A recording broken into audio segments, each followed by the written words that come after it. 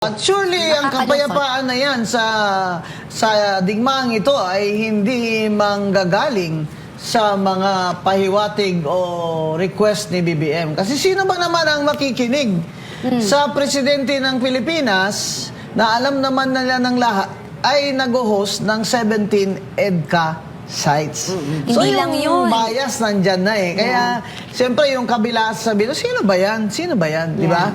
So, ang ano natin is, this conflict looks like if this lasts longer than 30 days, we are in trouble.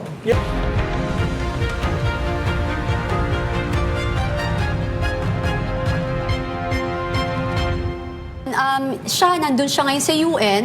Tapos, yung ibang bansa naghahanda sa mga kaguluhan.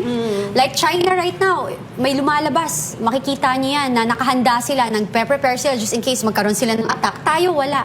Meron ba? Wala. Wala. Di ba sabi ni AFP Chief of Staff na in 30 days matatapos na yung gera? At handa daw ang mga sundalo natin makipaglaban. Oo. Ay, Sa 30 days lang. Oo. Hanggang dumating ang kanilang saklolo. No? At pero alam mo, Atty. Bing, ang una kong tanong, wala nga tayong national siren system. Wala. Di ba Oo, nakikita natin sa ibang bansa, talagang bumubusina yung sirena pag may conflict at may attack, tayo.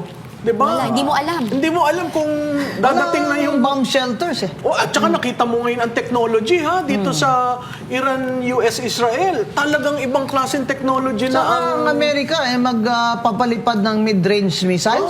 Hoy, baka mamaya ang Iran ay through the somewhere in the Middle East magpalipad din ng long-range missiles. Hindi, at saka alam mo, nakakatawa yung pinipinturahan nila yung kanilang mga akala mo aircraft. Pero pintura lang yon na pinalilipad na decoy. Tapos ang bumabaril, milyon-milyon na armaments ng US. Yes. Kaya makikita mo yung parang David and Goliath pa rin yung labanan sa Middle East. Pero talagang matindi rin ang Iran, no? Matindi rin ang kanilang pakibakbakan na sana naman dumating na rin dun sa kapayapaan dahil napakahirap sa mundo. At surely ang kapayapaan na yan sa digmaang ito ay hindi manggagaling sa mga pahiwatig o request ni BBM. Kasi sino ba naman ang makikinig sa presidente ng Pilipinas na alam naman nila ng lahat ay nag-host ng 17 EDCA sites.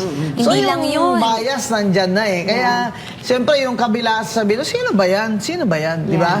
So, ang ano natin is, this conflict looks like if this lasts longer than 30 days, we are in trouble. Yeah. Yeah.